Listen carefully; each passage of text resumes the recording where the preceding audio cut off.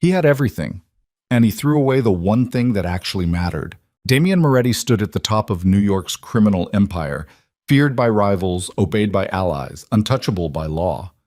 The night he publicly rejected Elena Hartwell in front of every powerful family in the city, he thought he was making the smartest move of his life. He chose a dynasty. He chose power. He chose wrong. Because what he didn't know, what no one knew, was that Elena was already carrying his children, and the woman he expected to break, she didn't break. She disappeared. She rebuilt. And 8 years later, when Damian finally found her again, he discovered that the greatest empire he would ever lose wasn't made of money or fear. It was a family, and it was already someone else's. If this story hits you, drop a like and comment the city you're watching from. I want to see how far this story travels. Now let's begin. The night Damian Moretti made the worst decision of his life, the chandeliers in the Aldrich Ballroom were throwing light across 400 faces that all knew better than to show what they were thinking. It was that kind of room. Old money pressed against new power. Crime families from 3 states arranged themselves around linen-covered tables like pieces on a board, and every smile carried the exact weight of a loaded weapon, present, deliberate, pointed at something specific. The Aldrich was neutral ground, technically. Everyone understood that neutrality in a room like this was a performance. The real negotiations happened in the spaces between words, in who stood next to whom, in who got introduced first, and who got introduced last. Damian stood near the east wall with a glass of scotch he hadn't touched, watching the room the way a man watches weather, reading pressure, reading movement, reading what was coming before it arrived. He was 34 years old, and he had been reading rooms like this since he was 19, since his father first brought him into the business with a hand on his shoulder and a quiet instruction. Never let them see you calculate. Let them think it comes naturally. It came naturally now, or at least it looked that way. He was tall enough to see over most of the room, broad through the shoulders in a way that his tailor worked hard to soften into something that read as authority rather than threat. Dark hair. A jaw that had taken a few hits over the years and showed it slightly. A small ridge along the left side where bone had healed imperfectly after a problem in 2019 that they didn't discuss anymore. His eyes were dark and they moved constantly, cataloging, measuring, dismissing. Across the room, Elena was standing with Marco, his lieutenant, who was showing her something on his phone and laughing too easily. She laughed too, and it was a real laugh. The kind that didn't know it was being watched. The kind that came from somewhere unguarded. Damian looked away. He had known Elena Hartwell for 7 months. She had come into his orbit through his attorney's office.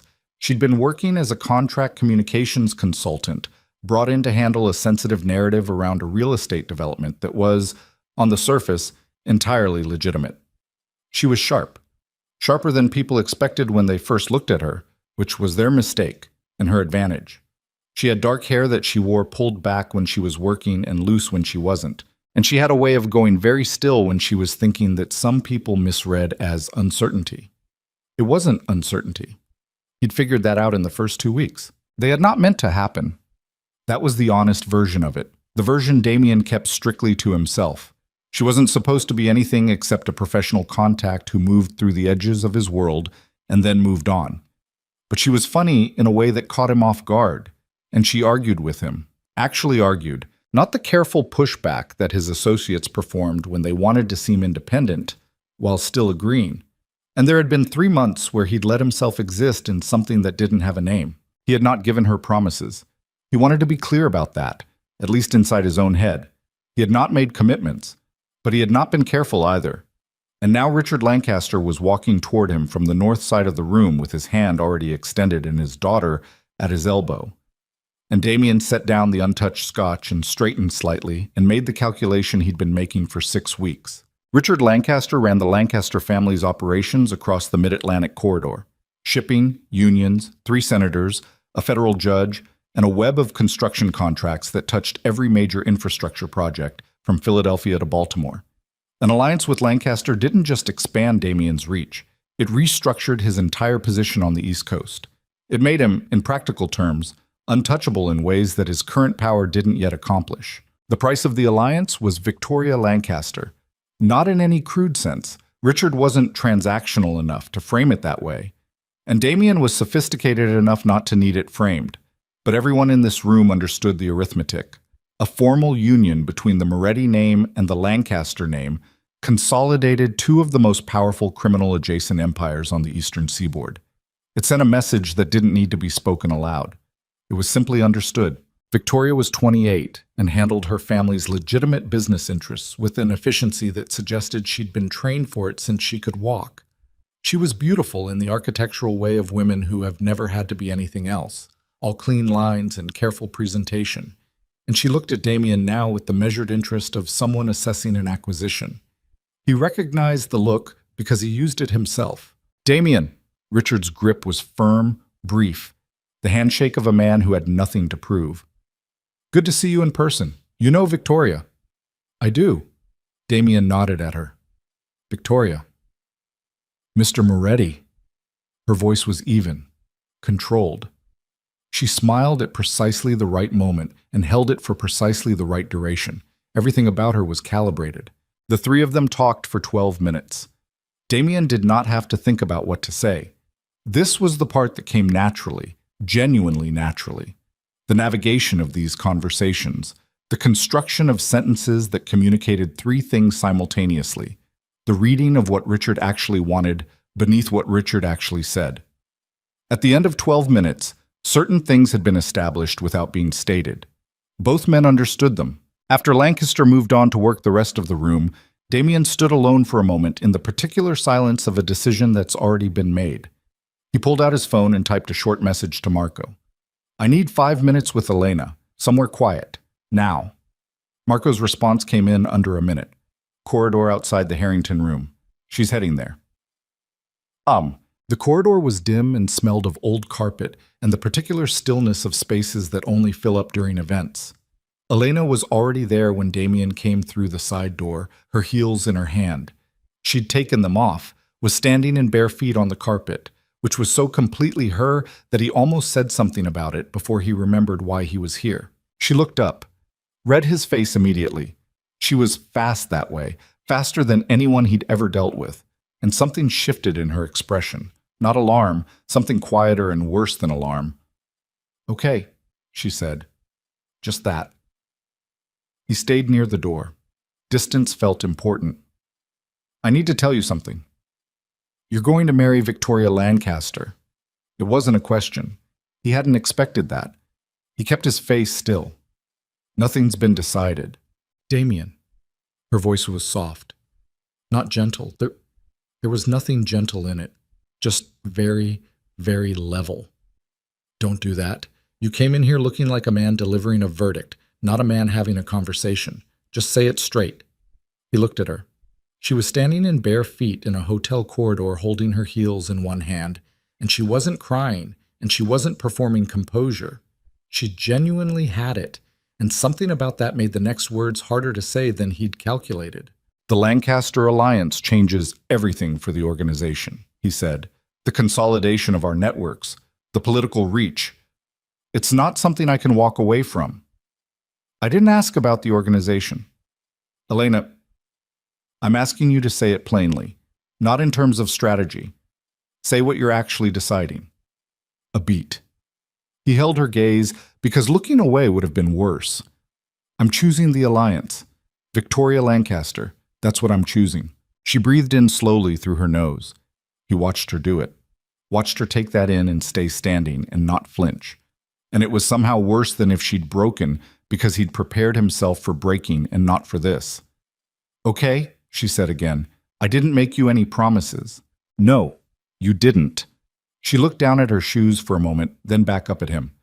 You know what the almost funny part is?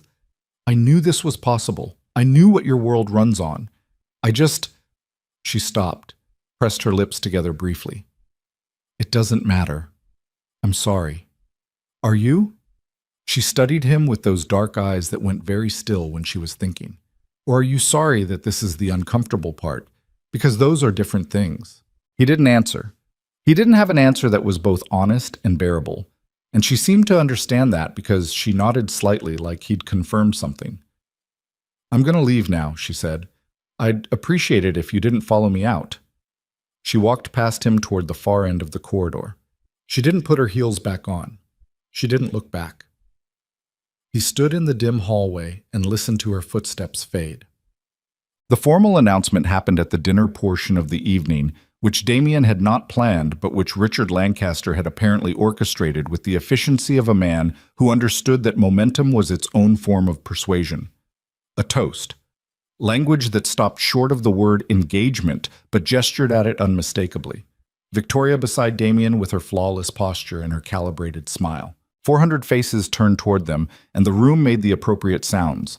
Appreciative, knowing, politically attuned. Damien held his glass and watched the room respond, and noticed, with a precision that felt almost like pain, the exact moment Elena appeared at the edge of the gathering. She had put her heels back on. Her face was composed with a completeness that suggested she'd spent the last 20 minutes constructing it carefully. She stood at the back of the room near the service entrance watching the toast, and she did not look at Damien. She looked at Victoria. Then she turned and walked out. No scene, no tears, no broken glass or raised voice or desperate appeal. Just a woman with her back straight and her chin level, walking out of a room that had just publicly erased her, and no one except Damien and Marco even noticed she'd left. Marco, to his credit, said nothing. Just watched the door settle closed behind her, and then looked at his phone and kept whatever he was thinking to himself. The weeks that followed were efficient. Damien was good at efficiency. The Lancaster arrangement moved forward through the proper channels. Legal consultations, family meetings, the careful architecture of a union that was, in every practical sense, a merger. Victoria was a competent partner for these conversations. She had opinions, and she voiced them directly, and she did not require emotional maintenance. And if there was a coldness in the center of the arrangement, it was the kind of coldness both parties had agreed to in advance without saying so. He did not look for Elena. He told himself that was respect, that pursuing contact would be cruelty dressed up as concern. He told himself this with consistency, and mostly he believed it, and on the occasions he didn't believe it, he worked later and drank moderately and went to sleep without letting himself go further down that particular road. He was good at not going down roads. He married Victoria Lancaster 9 months later in a ceremony at a private estate in Connecticut that was attended by 400 people and photographed by no one. The Moretti-Lancaster alliance was formalized in ways that restructured the entire power map of organized crime on the East Coast. 3 senators felt the shift within the year. 2 federal investigations quietly redirected their attention. The empire expanded in ways that Damien had projected and planned for, and the results were exactly what he'd calculated. He was 35 years old and at the peak of his power. He went to bed most nights in a large, beautifully furnished room with a woman who had agreed to this life as clearly as he had, and the arrangement was dignified and functional and utterly, absolutely silent in all the ways that actually mattered. He did not think about Elena Hartwell.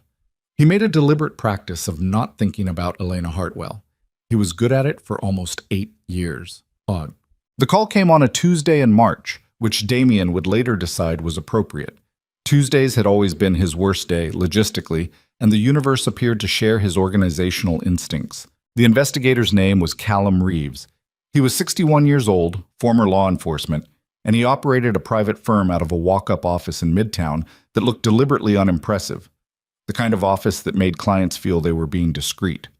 Damien had used him 4 times over the years, always for sensitive work, always with results that were thorough and delivered without editorializing. Reeves did not editorialize now. He sat across Damien's desk in the study of the Moretti brownstone on the Upper East Side and placed a manila folder on the desk and said, "You asked me to find Elena Hartwell. I found her." Damien did not reach for the folder immediately. "Talk me through it."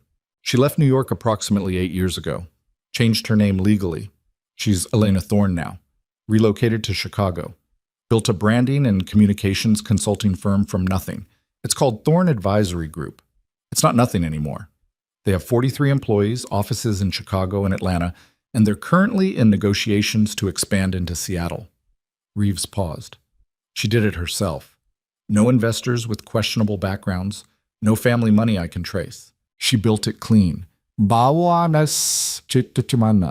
"Okay," Damien said. His voice was very even. "She has children," Reeves said. "Twins, a boy and a girl, 8 years old."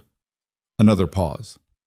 The investigator was watching him with the careful neutrality of a man who had seen a lot of reactions to a lot of information and had learned to present facts without inflection. I've cross-referenced the timeline. If you're asking me whether they could be yours, and I understand if you're not asking me that, the timeline is consistent, more than consistent. Damien looked at the folder on his desk. He did not move for several seconds. When he finally opened it, the first thing he saw was a photograph. A surveillance still, slightly grainy, taken at what looked like a school pickup. Elena standing beside a car, one hand raised to shade her eyes against the afternoon sun. She looked the same, and she didn't look the same. There was something different in the way she stood, a solidity, a settledness that hadn't been there before. She looked like a person who knew exactly where she was. Beside her, holding her hand, was a girl with dark hair and a gap between her front teeth. 2 steps behind, backpack half falling off one shoulder, was a boy who had Damien's jaw. He closed the folder, opened it again, looked at the boy's face, closed it. Is there anything else I need to know? His voice came out level. He was distantly proud of that. There's a man, Reeves said, Gavin Mercer. He's been in her life for approximately 2 years. Former heir to the Mercer family out of Boston. They ran a mid-size operation that folded when the patriarch died. Gavin walked away from all of it. He's legitimate now. Runs a venture fund, clean record, no active connections I can find. He appears to be, Reeves chose his next word carefully, involved with the family. Damien set the folder down on the desk. That's everything? He asked. That's everything I have. Thank you, Callum. I'll be in touch. After Reeves left, Damien sat alone in his study for a long time. The room was full of the particular quality of silence that only exists in expensive houses. Deep, padded, self-satisfied. He looked at the folder. He looked at his hands. He looked at the window, which showed him the bare branches of the trees on the Upper East Side street, late winter gray, everything stripped down to its essential architecture. He had a boy with his jaw somewhere in Chicago. He had a daughter he had never met. He had made the smartest business decision of his career 8 years ago, and somewhere in the arithmetic of that decision, these 2 children had been produced and born and had grown to 8 years old without him knowing they existed. Without him, he forced himself to complete the thought, without him being there for a single day of it. He was not a man given to guilt. Guilt was a structural weakness in his business, and he had excised it the way you excise anything that compromises load-bearing walls. He was, however, a man who understood leverage and loss, and what he felt sitting in his study with that folder in front of him was something that operated in the same emotional neighborhood as both of those things simultaneously. He thought of Victoria, asleep upstairs. Their marriage, 3 years in, no children. The subject that sat between them at dinner, sometimes like an uninvited guest, never discussed directly, always present. The empire needed succession. The Lancaster-Moretti alliance needed continuity. There were conversations ahead that would be difficult. And meanwhile, 800 miles away, his son was dropping a backpack off one shoulder in a school parking lot. He picked up his phone. He put it down. He picked it up again and dialed Marco. I need you to look into flights to Chicago, he said when Marco answered. Business or personal? A pause. Don't ask me anything else tonight. Understood, Marco said, because Marco had survived 15 years in Damien's organization by understanding when to stop asking questions. Damien ended the call and opened the folder again and looked at the photograph for a long time. He had spent 8 years being good at not thinking about Elena Hartwell. That particular competency, he understood, was now finished. The flight to Chicago was on a Thursday. Damien traveled without his usual security complement, 2 men instead of 6, and he told them to stay in the car. He found the address for Thorn Advisory Group's offices without difficulty. It was listed publicly on the company's website, which was clean and professional and communicated exactly the kind of brand authority that good communications consultants knew how to project. He sat in the car across the street for 23 minutes before he got out. He had not planned what he was going to say. That was unusual for him. He almost never entered a room without knowing the shape of the conversation he intended to have. But this situation did not bend to the kind of planning he was used to, and he had recognized, somewhere over Ohio at 38,000 feet, that whatever he'd lost in the last 8 years was not something that responded to strategy. The The lobby of Thorn Advisory was all clean lines and warm wood and the kind of ambient confidence that a well-run firm projects without trying. The receptionist was young and efficient and gave him a professionally neutral look when he asked for Elena Thorne. "Do you have an appointment?" "No." "Can I ask what this is regarding?" "Tell her Damien Moretti is here." He said it quietly, without emphasis. "She'll know." The receptionist's face did not change, but something behind her eyes sharpened slightly. She picked up the phone. He waited. He counted the seconds, an old habit from situations where counting was the thing that kept your head on straight. And he had reached 47 when the elevator doors across the lobby opened and Elena Thorne walked out. She was wearing a charcoal blazer and dark trousers, and her hair was up. The working version of her hair, which he remembered, and she stopped when she saw him with a stillness that was absolute, the way water goes still before something surfaces. Then she walked toward him. Not fast. Not slow. With the measured pace of a woman who had decided in the elevator exactly how this was going to go. She stopped 4 feet away, looked at him with those dark eyes that went quiet when they were thinking. "How did you find me?" she asked. "I had help." "Why?" He looked at her. "You know why." Something moved behind her eyes. Not surprise. She had apparently finished being surprised by Damien Moretti some years ago. Something harder than surprise. Something that had been prepared for this possibility and had its answer ready. "We should talk somewhere private," she said. Agreed. She turned back toward the elevator without another word, and he followed her, and the receptionist watched them go with the expression of someone who understood that she was witnessing something she would not be discussing with anyone. The elevator doors closed. Elena stood on one side of the small space, and Damien stood on the other, and for several floors neither of them spoke, and the silence between them had the specific density of 8 years of accumulated distance pressing against a very small room. "They're mine," he said. It was not a question. Elena looked straight ahead at the elevator doors. "They're mine," she said. "They have been mine every single day for 8 years." The elevator opened onto the top floor. She walked out. He followed. She led him into a corner office with floor-to-ceiling windows that looked out over the Chicago skyline. Gray-blue in the late afternoon. Lake Michigan, a flat silver line at the horizon. She didn't sit. She turned to face him from across the desk and crossed her arms and looked at him with an expression that was absolutely, completely level. "So," she said, "here we are." He studied her face. 8 years. The same sharpness behind the eyes, the same quality of complete attention, the same stillness when she was thinking. But the settledness he'd seen in the photograph was real up close. She was a person who had stopped waiting for something and had built something instead, and it showed in every part of how she held herself. "I want to know them," he said. "No." "Elena." "No." Still level, still no heat in it, which was somehow more definitive than anger would have been. "You made a decision. You made it in front of 400 people. I gave you your out and you took it, and then I left and I built something, and I am not going to dismantle what I built so you can satisfy whatever this is." She tilted her head slightly. "What is this, Damien? What is it really?" "Because I know what your marriage looks like on paper.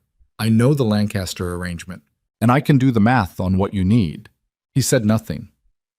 "You need heirs," she said. It was quiet and precise, and it landed exactly as accurately as she intended. "You need succession. And you found out you have children, and now you're here. So let's not dress this up. What do you want?" "I want to know my children." "You had the chance to have children. You chose Victoria Lancaster instead." "I didn't know." "You didn't know because you didn't ask." Her voice stayed even, but something under it tightened. "You didn't ask because you had already made your decision, and I was irrelevant to it. That's the truth of what happened. So don't stand in my office and tell me you didn't know. You didn't want to know. There's a difference." He stood very still and absorbed that, because it was accurate and he was not going to insult her by arguing with something accurate. "What are their names?" he asked. A pause. She looked at him for a long moment. "Ethan," she said finally, "and Lily." He breathed in slowly. "How are they?" "They are incredible," she said, and for the first time there was something in her voice that wasn't controlled, Something warm and fierce and completely unperformable, the way people talk about the things they would die for. They are the best thing I have ever done, and they are happy, and they are safe. And I need you to understand that before anything else you're planning to say. I'm not going to hurt them. You already did, she said. They just don't know your name yet. The words settled between them like something dropped from a height. Then Damien said, I want legal access. I'm prepared to— Get out of my office, Elena. I said get out. And now there was something harder in her voice, something with edges. You want to talk about legal access after 8 years? You can talk to my attorney. You can talk to every attorney you have, and you can file whatever you want to file, and we will see what a family court thinks of a mafia boss who showed up after 8 years of total absence because he needed succession planning. She held his gaze. Get out. He held her gaze for a moment longer, then he nodded once and turned toward the door. Damien, he stopped. I'm not afraid of you, she said. I want you to know that. Whatever you're thinking about doing next, I'm not afraid of you. I stopped being afraid of things I can't control a long time ago. He looked back at her over his shoulder. I know, he said, and he meant it. And it scared him in a way he hadn't anticipated, standing in her Chicago office with the gray lake behind her and 8 years of her life built into every wall. He left. In the elevator going down, he stared at his reflection in the brushed steel doors and made a decision that had the particular quality of decisions made in places where there is no good option, only options of varying damage. He reached for his phone. He called Marco. I need you to find out everything about the school those children attend, he said. Address, schedule, security, all of it. A pause. Damien, everything, Marco. By tomorrow morning. He ended the call as the elevator reached the lobby. Outside, Chicago was going gray with the approaching evening, and somewhere across the city, a boy with his jaw was finishing homework or eating dinner or doing any of the 10,000 ordinary things that Damien had missed across 8 years of very efficient not thinking. He got into the car. He told himself what he always told himself when a problem required resolution. There is always a move. What he didn't understand yet, what would cost him everything to understand, was that Elena Thorne had already made hers. 3 days after Damien's visit, Elena was sitting in her kitchen at 6 in the morning with her second cup of coffee going cold beside her and her phone face down on the table, and she was trying to decide how afraid to be. Not of Damien. She'd meant that. The fear of him specifically had burned away a long time ago, in the early days in Chicago when she'd been alone with a pregnancy and no safety net, and the fear of so many things that Damien Moretti had eventually just become one item on a list too long to maintain. What she was afraid of now was more precise. The fear of a man with unlimited resources and a reason he'd decided was legitimate. She had called her attorney the same evening he'd left her office. David Cheng had been her attorney since year 2 in Chicago, when Thorne Advisory had grown large enough to need real legal counsel, and he was meticulous and calm and had a gift for absorbing bad news without showing it on his face. He had not absorbed this one without showing it. He came to your office, David had said. Yes, Damien Moretti. Came to your office, personally. David, He'd exhaled. Okay, I'm with you. Tell me everything. They had talked for 2 hours. Afterward, Elena had felt slightly better in the way that you feel slightly better after a doctor confirms that, yes, there is a serious problem, but here's a plan. David had outlined their position. Strong, genuinely strong, based on 8 years of sole custody and documented absence, and had begun making calls to family law specialists that evening. What David had also said, carefully, in the last 5 minutes of the call, was, Elena, if this man decides to use resources outside the legal system, I need to know if that's a realistic concern. She had thought about Damien standing in her office, the way he'd looked at her when she'd said, I'm not afraid of you. The way he'd said, I know, like it confirmed something he already understood. It's a realistic concern, she had said. Then we need to talk to Gavin. She had known that. She'd been not quite ready to do it since Damien had walked into her lobby, because telling Gavin meant making it real in a way that the conversation with her attorney hadn't quite yet.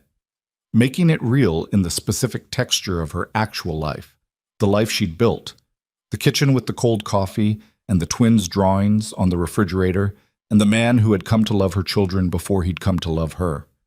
She picked up her phone. She texted Gavin, "Can you come over tonight? I need to tell you something." His response came in 4 minutes. "Already planned on it. Picking up Ty on the way." The kids requested. She looked at that message for a long moment. Then she looked at the refrigerator covered in drawings, at the gap-toothed family portrait Lily had made in art class, at the crayon rendering of their apartment building that Ethan had labeled, with great seriousness, "Our Home." Somewhere across the city, Damien Moretti was making a different set of plans.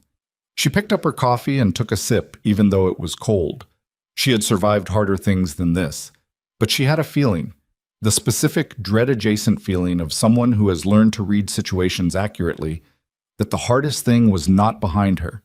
It was just now beginning. Gavin Mercer arrived at 7:14 with 2 paper bags of Thai food and the particular ease of a man who had learned to move through other people's spaces without taking them over. That was one of the first things Elena had noticed about him, the way he entered a room like he was asking permission from it rather than claiming it. After years of men who walked into spaces like they were annexing territory, it had taken her a long time to recognize that quality as strength rather than absence. He set the bags on the counter and looked at her once and said, "Kids eaten?" "Not yet. They're finishing homework." He nodded and started unpacking containers without being asked, knowing where the plates were, knowing that Lily needed her peanut sauce on the side, and Ethan would eat anything as long as it wasn't touching anything green. He had learned these things the way people learn things that matter, through repetition and attention, not through being told. Elena stood on the other side of the counter and watched him and tried to find the right place to begin. She didn't find it before Ethan came thundering down the hallway and hit the kitchen at full speed, backpack still half on, and said, "Is that Ty? Did you get the dumplings?" To Gavin, who said, "Would I forget the dumplings?" And the two of them had a brief, entirely serious argument about the correct number of dumplings a person required on a Thursday night. And Lily drifted in behind her brother wearing her reading glasses and carrying a book she hadn't quite finished, and sat at the table with the particular self-contained quality she'd had since she was an infant, comfortable in herself in a way that still occasionally made Elena's chest hurt with something close to wonder. Dinner was loud and ordinary, and Gavin made Ethan laugh so hard he inhaled noodles, and Lily explained with great patience why the book she was reading was better than the movie. And Elena sat at the end of the table and ate without tasting anything, and watched her family and felt the specific dread of someone who is about to introduce a foreign object into something healthy. After dinner, after dishes, after Ethan had been extracted from a third attempt to negotiate more screen time and both twins were in their rooms, Elena came back to the kitchen and found Gavin already making tea. He set a mug in front of her without being asked. She was a coffee person, except when something was wrong. And then she drank tea, and he had cataloged this detail somewhere along the way and filed it where it mattered. He sat down across from her. "Tell me," he said. She told him. She started at the beginning. The real beginning. Not the edited version she'd told him in the early months of their relationship when she'd described Ethan and Lily's father as someone from a previous life who was not in the picture. She told him about Damien, about the Moretti syndicate, about the ballroom and the toast and the corridor and the heels in her hand. She told him about Chicago and the name change and the 2 years she'd spent being afraid of her own shadow before she'd gotten angry enough to stop being afraid. She told him about Thorn Advisory and every year she'd built it and every decision she'd made with her children's safety as the fixed point everything else orbited. And then she told him about 3 days ago. Damien in her lobby, Damien in her elevator, Damien standing in her office saying, "I want to know them like it was a reasonable thing to say after 8 years of being a rumor." Gavin listened. He held his mug in both hands and he listened without interrupting, which was one of the things about him that had first made her trust him, the completeness of his attention when something mattered. He didn't perform listening, he actually did it. When she finished, there was a silence that lasted long enough to be real. Then he said, "Why didn't you tell me who he was?" "Early on?" "Because I had worked very hard to make him irrelevant," she said, "and I didn't want to give him space in this life." "That's fair." He set down the mug. "Is he going to come after the kids legally or both?" She said it flat. "That's my read. He'll file something because that's the proper move and he'll know how to make it look reasonable. And he'll also use whatever other leverage his organization gives him because that's what he does when the proper channels aren't moving fast enough." Gavin was quiet for a moment. He looked at the table. Then he looked up at her with an expression that was very still and very direct. "I need you to understand something," he said. "Whatever he decides to do, I'm not going anywhere. That's not negotiable, and it doesn't need to be discussed. I'm telling you so you can take it off the list of things you're worried about." She looked at him. "Gavin, I mean it. Don't thank me. Don't tell me it's complicated. I know it's complicated. I was raised in a family that used complicated as a weapon, and I know what it looks like, and I'm still here, and I'm going to still be here. That's it." She breathed in slowly. The thing she could not quite say was that his steadiness frightened her almost as much as Damien's arrival, not because she doubted it, but because she had spent 8 years being the only fixed point in her children's lives, and she was not entirely sure she remembered how to let someone else hold weight. "Okay," she said. "Okay," he said. And he picked up his mug and drank his tea, and for a few minutes they just sat in the kitchen with the sounds of the apartment building around them, and it was the most frightened she'd felt in years, and also, strangely, the least alone. David Cheng called the next morning at 8:45. Elena was in a cab on the way to the office. Ethan and Lily dropped at school 20 minutes earlier, the city moving past the windows in the flat gray light of an overcast Friday. She picked up on the second ring. "He filed," David said. "Yesterday afternoon. Petition for paternity establishment and visitation rights in Cook County Family Court. His attorneys are from Kellerman and Associates. They're a DC firm. Serious. They don't take cases. They don't think they can win." She closed her eyes briefly, opened them, watched the city. Timeline? First hearing could be 6 to 8 weeks out. Before that, we'll need to respond to the petition, probably move for a paternity test, which will confirm what we already know, and begin building our custody position. Elena. A pause. "Our position is strong. 8 years of documented sole custody, no child support filed by him, no acknowledgement, no contact. A family court judge is going to look at that and ask why this man waited until now. His attorneys will have an answer for that. They'll have an argument. We'll have the facts." Another pause, different in quality. "There's something else. I got a call this morning from an attorney named Philip Hesse. He's not on the court filing. He's separate. He said he's acting as an informal intermediary and would like to arrange a meeting between you and Damien outside the legal process." She said nothing for a moment. The cab stopped at a light. "Elena, he wants to negotiate privately before the court gets involved," she said. "That's what Hesse implied." "What does he want to offer?" "Hesse didn't say. He said Damien would prefer to discuss it directly." She thought about Damien in her office, the way he'd looked at the door after she'd told him to leave, like a man who was already 3 moves ahead and was deciding which one to play first. "Tell Hesse no meeting without my attorney present," she said, "and tell him any communication goes through you from here." "Already sent," David said. "I wanted you to know he tried." She ended the call and looked out the window and felt the shape of the next several weeks assembling themselves in her head, like a building being constructed around her while she stood still in the center of it. Victoria Lancaster Moretti found out about the children on a Saturday. She found out the way she found out most things she wasn't supposed to know. Through the careful, patient attention she had always paid to the texture of her husband's behavior, which changed in small but readable ways when something was happening that he considered to be her business to know only on his schedule. The investigator's folder had been locked in Damien's study, but she had found the photograph, a printed duplicate, probably made for a secondary file, in the breast pocket of a suit jacket that had been sent to the cleaners without being checked first. The dry cleaner's staff were thorough and efficient and had placed the photograph in a small envelope with the suit when it was returned. She sat with it at her dressing table on Saturday morning and looked at it for a long time.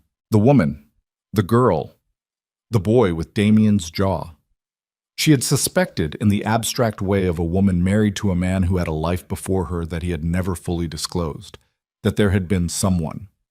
The suspicion had lived at the edge of her awareness for years, not enough to act on, not enough to be certain about, present enough to occasionally surface in the middle of the night and then submerge again when daylight made practicality more relevant than feeling. This was not abstract. She put the photograph back in the envelope and set it in the top drawer of her dressing table and sat for a while looking at her own reflection, which told her nothing she didn't already know about how to proceed. Then she called her father. Richard Lancaster answered on the second ring, which meant he'd been expecting her call, which meant he already knew, which meant someone in Damien's organization had told him, which meant the information had been traveling for several days through channels she'd had no access to. "Victoria," he said. "You knew," she said. A pause. "I knew there was a situation developing. I was waiting until Damien had handled—" "How long?" Another pause. "Approximately 10 days. She absorbed that. 10 days. Damien had known for 10 days and had filed legal papers and had flown to Chicago and had not said a single word to her about any of it, and her father had known for at least several of those days and had also said nothing. The children, she said, they're his. The timeline suggests us. Richard. Her voice came out very steady. She was her father's daughter, and one thing her father had drilled into her since childhood was that the most powerful thing in a room was often the person speaking the most quietly. Yes or no? Almost certainly, he said. Yes. She was quiet for a moment. Outside the window of the dressing room, the Upper East Side was doing its Saturday morning things. A jogger, a dog walker, a woman pushing a stroller, all the small performances of ordinary life that had always existed slightly outside the glass of her own existence. What does this mean for the arrangement? She asked. She meant the alliance, the entire architecture of the merger, the political reach, the senators, the federal judge, everything the marriage had been constructed to accomplish. That depends on how Damien handles it, Richard said carefully. And if he doesn't handle it the way you prefer? A longer pause. Then we have a conversation. She understood what that meant. The Lancaster family's investment in the Moretti-Lancaster arrangement was conditional on the arrangement remaining advantageous. If Damien's situation became a liability, legally, publicly, organizationally, her father would not hesitate to recalibrate. I see, she said. Victoria. His voice shifted slightly. Not warmer, exactly, but more direct. This doesn't have to be complicated. If the children exist and the paternity is confirmed, there are ways to absorb that into the arrangement. A formal acknowledgement, a structured custody agreement, assets held appropriately. It can be managed. You're describing managing my husband's children from another woman. I'm describing the practical reality of your situation. She looked at her reflection again. The face that had been trained since childhood to reveal nothing of consequence looked back at her without any particular judgment. I'll call you later, she said, and ended the call. She sat for a while longer. Then she opened the top drawer and took out the envelope and looked at the photograph one more time. The boy with Damien's jaw. The girl with the gap-toothed smile. The woman standing in the afternoon sun looking like someone who had figured out something important on her own. She put the photograph away. She picked up her phone and called her own attorney, not the shared counsel she used with Damien, her personal attorney, the one whose retainer she paid from her own trust account and whose loyalty was consequently entirely her own. I need to understand my position, she said when he answered, independently. Not in terms of the family arrangement, in terms of my own legal standing. Can you come Monday? Of course, he said. She ended the call. In the hallway outside the dressing room, she could hear the household starting its day. Staff moving through the kitchen. The particular morning sounds of the brownstone settling into Saturday. Somewhere downstairs, Damien was probably in his study. She did not go downstairs. The conversation between Damien and Victoria happened that evening. It was not the conversation either of them had planned to have. Damien had been intending to tell her. He had been assembling the right version of it for several days. The version that was honest enough to be credible and framed in terms that kept the larger arrangement intact. He was good at construction like that. He had not yet identified the right moment. The moment found him instead.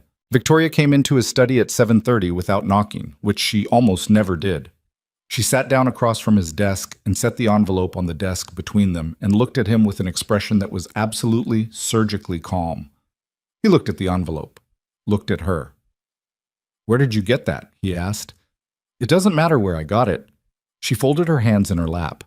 What matters is what you're going to tell me about it. He leaned back slightly in his chair. He thought about constructing the managed version of this and looked at his wife's face and understood, with the clarity of a man who had spent 15 years reading situations accurately, that the managed version was not available to him in this room right now. "Her name is Elena Thorne," he said, "formerly Hartwell. We knew each other before you and I met. The children are 8. I found out about them 11 days ago." Victoria said nothing. "I've retained legal counsel," he said. "I filed for paternity and visitation. I haven't—" He paused. "I should have told you before it got this far." "Yes," she said. "You should have." "Don't explain." Her voice was even and cold in the way of a room with all the windows open in winter. "I don't want an explanation right now. I want to understand the scope of what I'm dealing with. The children? How many?" "Twins, boy and girl." A brief compression of her lips. "And the woman? She's not—" He stopped, chose the more honest version. "She's established. She built something. She's not going to make this simple." "Of course she's not." Victoria looked at the desk for a moment. "I called my father." Damien went very still. "He knew," she said. "He'd known for several days and hadn't told me. I want you to understand how that sits, Damien. My father knew something this significant about my marriage before I did, because your people told his people, and no one thought to—" She stopped herself. "Reset. It doesn't matter. What matters now is the alliance. The alliance is not in question. My father will decide what's in question." She met his eyes. "He wants a meeting, Monday. He wants to understand how you intend to manage this and what the exposure looks like for the family interests." "I'll manage the exposure. He will want to hear that from you directly." A pause. "And Damien." Something shifted under the surface of her controlled expression. Something that might have been the closest thing to genuine feeling she'd allowed in this room in years. "If you had told me yourself, I might have been able to help. Instead, I found out from a dry cleaner's envelope. So whatever goodwill you might have needed from me in the next several weeks, you should understand that it is going to cost you considerably more than it would have 4 days ago." She stood. She picked up the envelope. She walked to the door. "Monday," she said. 9 o'clock. My father's office." She left. Damien sat in his study alone and looked at the space where she'd been sitting and understood that the clean, architecturally precise arrangement of his life was beginning to develop structural faults in places he had not anticipated and could not, at this particular moment, calculate his way out of cleanly. He picked up his phone, called Marco. "The school," he said. "The twin school in Chicago. I want eyes on it. Discreet. I need to understand the layout, the pickup schedule, the security setup, not for anything immediate." He paused. "Just in case." Marco was quiet for a beat longer than usual. "Damien, if something gets flagged near a school," I said discreet. "Understood." He ended the call. He sat for a long time in the quiet study and thought about the boy with his jaw and the girl with the gap-toothed smile. And he thought about what Elena had said. They are happy. And they are safe. And he thought about Gavin Mercer, legitimate, clean record. Apparently the person his children called when they needed something. Apparently the man sitting across from Elena right now in a kitchen somewhere in Chicago. He thought about all of it. And then, because he was Damien Moretti and he had built an empire on the premise that there was always a move, he began to plan the one that would force Elena's hand before the court date. What he didn't account for, what he had never been able to account for, not 8 years ago in a ballroom and not now, was that Elena Thorne had stopped being a woman who waited for other people to make. The move Elena had stopped waiting for other people to make came at 7:19 on a Tuesday morning, 3 weeks after Damien had filed his petition, and it arrived not through her attorney or through the courts, but through her son. Ethan came down to breakfast with his backpack already on. He always did this, put it on before he'd eaten anything, as if the weight of it was a comfort. And he sat at the counter and ate his cereal and then said, without looking up, "Mom, there was a man outside school yesterday." Elena set down her coffee cup, very carefully. "What kind of man?" "Just a man, in a car. He was there when we got out and he was still there when Priya's mom picked us up like 20 minutes later." He looked up at her. He had Damien's jaw and her eyes, and the combination still occasionally caught her off guard after 8 years. Lily noticed him too. She said he was watching us. "Did he approach you? Did he say anything?" "No. He just sat there." Ethan studied her face with the particular attention of a child who has learned to read adult anxiety accurately. "Mom, it's okay," she said. "I'll look into it."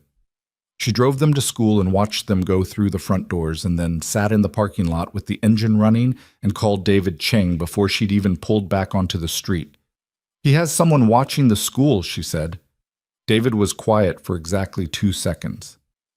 "You're certain?" "My son told me." 8 years old, Damien, noticing a strange man sitting outside his school. She heard the edge in her own voice and didn't try to smooth it. This is what he does when the legal process isn't moving fast enough for him. "Elena, I need you to listen to me. If we can document this, photographs, timestamps, a license plate, we take it directly to the judge and file for an emergency protective order.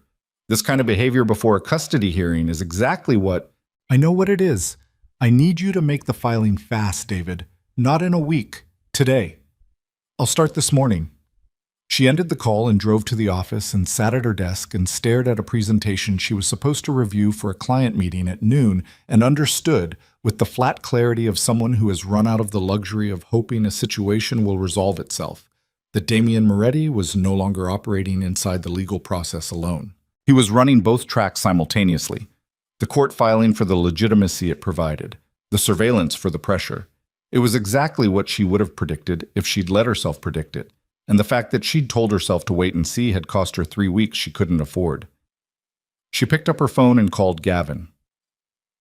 He arrived at her office at 1 o'clock, which meant he'd canceled something to get there, which she noted and did not comment on because commenting on it would have taken energy she needed elsewhere. He sat across from her desk in the chair that was usually for clients and listened while she told him about Ethan, about the man in the car, about the call to David. When she finished, he said, "Okay, what do you need from me? I need to know if you still have contacts from your family's operation, people who can find out who Damien is using to watch the school, and what his actual plan is beyond the court filing." Gavin looked at her steadily. This was the thing she was asking him to reach back into. The life he had walked away from, the family business he'd exited at 29 with nothing except his own integrity and a conviction that he would rather be nobody than be what his father had built. She knew she was asking it. She was asking it anyway. "Yes," he said, "I have contacts. I'm not asking you to do anything illegal. I know what you're asking." He leaned forward slightly, elbows on knees. "Give me 24 hours. She nodded. He stood up, moved toward the door, then stopped with his hand on the frame and turned back. "Ethan and Lily," he said. "When do they find out what's happening?" She had been not thinking about that question for 3 weeks. "Not yet. Not until I know how bad it gets." "Elena." His voice was quiet and very direct. "They're already noticing." Ethan noticed a man watching his school. Kids know when the adults around them are managing something. It might be better to give them a version of the truth than to let them build their own version out of the signals they're reading. She looked at him for a long moment. "I know," she said. "I just need a little more time." He held her gaze like a man who disagreed but understood the difference between his opinion and her decision. Then he nodded and left. She turned back to her desk and picked up the presentation she was supposed to review and stared at it and thought about her son noticing a stranger watching his school and cataloging it and bringing it to her at breakfast with his backpack already on, prepared, the way he always was, for whatever the day required. He was 8 years old. He had Damien's jaw. He had never once in 8 years had to be afraid of his own name. She was not going to let that change. Gavin's contact came back in less than 24 hours.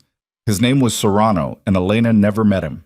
She only heard the results of the conversation through Gavin, who called her at 9:40 the following evening while she was sitting at the kitchen table with a glass of wine she'd stopped drinking an hour earlier. "The man watching the school is named Del Vecchio," Gavin said. "He's a Moretti enforcer, mid-level surveillance specialist. He's been on the school since last Wednesday. That's at least 5 days before Ethan noticed him, which means there's a good chance there were others before Del Vecchio who were more careful." 5 days. She had been operating as though this was new. It wasn't new. It had been building while she was watching the courts and waiting on David. "Is there more?" she asked. A pause. "Damien's people have been talking to someone inside your firm." The kitchen went very quiet. "What?" Her voice came out flat, stripped of everything except the question. I don't have the name yet, but someone on your staff has been providing information about your schedule, your upcoming travel, the locations where you take the kids on weekends. It's been going on for at least 2 weeks. She sat very still. The wine glass was 3 inches from her right hand. She did not reach for it. Someone in her office. Someone who sat at a desk in the building she had built from nothing, who had been hired by her and paid by her and trusted with the mechanics of her daily life, had been feeding Damien Moretti information about where she took her children on weekends. Gavin, her voice was very controlled.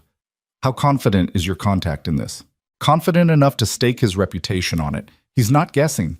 She breathed in through her nose, out through her mouth. She did it twice. Okay, she said. I need the name. He's working on it. By tomorrow. After she ended the call, she sat at the kitchen table for a long time without moving. The apartment was quiet. Twins in bed, the particular late-night stillness of a home where children are sleeping. She had built this quiet deliberately, constructed it out of years of hard work and careful choices, and the idea that someone had been using it against her, had been sitting inside the walls of it and reporting its details to Damien Moretti, produced a sensation in her chest that was not quite anger and not quite fear, and was somewhere in the territory of both, something cold and very precise. She got up, went to her laptop, opened the Thorne Advisory Employee Directory and looked at the faces of 43 people and tried to calculate which one. She did not sleep that night. Look. The name came at 11:17 the following morning. Gavin texted it to her. Cass Riley. Your office coordinator. Started 14 months ago. Elena read the name twice. Set the phone face down on her desk. Picked it up and read it again. Cass Riley had been hired 14 months ago on a strong recommendation from a colleague in the industry. She was 26, efficient, knew every detail of Elena's schedule because managing that schedule was her job. She had brought Elena coffee without being asked on the morning the Kellerman and Associates court filing had been served, and Elena had thought at the time that the gesture was kind. She called David. I have a name, she said. Someone inside my organization has been providing information to Damien's people. I need to understand my legal options before I do anything. David was quiet for a beat. How solid is the information? Solid. Okay. Don't confront her yet. Don't tip your hand. If she knows you know, she tells Damien, and he adjusts his approach before we can document what he's been doing with the information. Can you keep it contained until I can get a private investigator in place to build documentation? The answer she wanted to give was no. The answer that made strategic sense was yes. How long do you need? She asked. 48 hours. You have 24, she said, and ended the call. For the rest of the morning, she managed the ordinary business of running her company. She sat in a meeting about a client's rebranding initiative. She reviewed copy. She answered emails. She spoke to Cass Riley twice, once about a rescheduled conference call, once about a catering order for a team lunch. And she did it with a steadiness that cost her more than anything she had done in years, looking at this young woman's face and knowing what she knew and choosing to wait. At 12:40, she went to the restroom and stood at the sink and ran cold water over her wrists, and looked at her own face in the mirror and said, very quietly, to nobody, hold it together. You have to hold it together. She held it together. The private investigator David hired documented Cass Riley's communication with a number registered to a shell company linked to the Moretti organization in less than 18 hours. Phone records. A wire transfer for $4,000 made 6 weeks earlier. Texts that were not encrypted and should have been, which suggested that either Cass was not sophisticated enough to understand operational security, or that she had been told the arrangement was lower risk than it actually was. David called Elena with the documentation at 7 in the morning on a Thursday. We have enough, he said. We terminate her this morning, we file the documentation with the court by noon, and we add it to the emergency protective order motion. A judge sees that a man claiming he wants custody of children has been conducting covert surveillance of their home routine through a planted source inside their mother's company. Elena, that is not a small thing. That changes the shape of this case significantly. I know, she said. Do you want to be present for the termination? She thought about it for exactly 3 seconds. Yes. She called Cass into her office at 9 o'clock and closed the door and sat behind her desk and watched the young woman settle into the chair across from her with the unremarkable ease of someone who expected a routine meeting. Then Elena placed the documentation on the desk between them and watched Cass's face. It went through several stages very quickly. Confusion, then recognition, then a color change that started at the throat and moved upward. Then a very specific blankness that Elena recognized as the face of someone who is rapidly calculating how bad this is. "I'm going to tell you exactly what I know," Elena said, "and then you're going to have one opportunity to tell me anything I don't know. After that, this conversation is over." Cass said nothing. "You were contacted 6 weeks after you started here.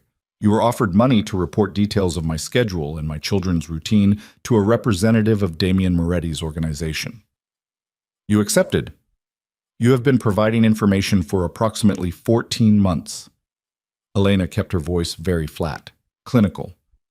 "You reported the dates of my children's birthday party. You reported the name of their school. You reported the weekends we go to the Science Museum in Evanston and the Tuesday afternoons Lily has her art class." A pause. "Those are my children, 8 years old." Cass's mouth was open slightly. She closed it. She started. Stopped. "I didn't know he was going to..." "What did you think he was going to do with the information?" No answer. "What did you think he was going to do, Cass?" "They said it was a family situation." Her voice was thin.